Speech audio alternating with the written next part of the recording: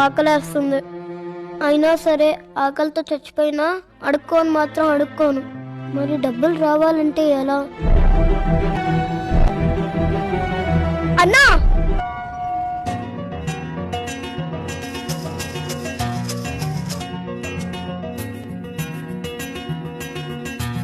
పువ్వు ఎంతరా? 10 రూపాయలు. తీసుకో. థ్యాంక్ యూ రా. బాబు పువ్వు ఎంతమ్మా? 10 రూపాయలు. సరే ఒకటి.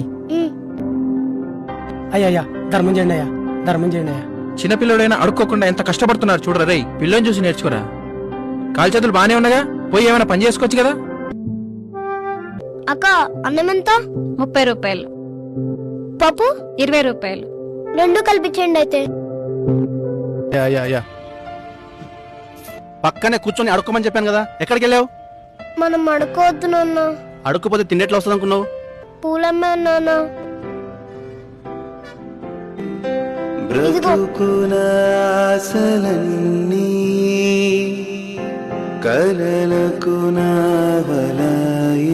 ఇక్కడ నుంచి మనం బిచ్చం అడుక్కోవద్దు నాన్న. అలాగే నాన్న. పువ్వులు అమ్ముకుందాం.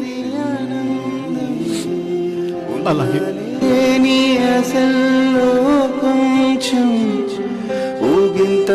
బాయ్ నాన్న. బాయ్ నాన్న. బాయ్ నాన్న, జాగ్రత్త.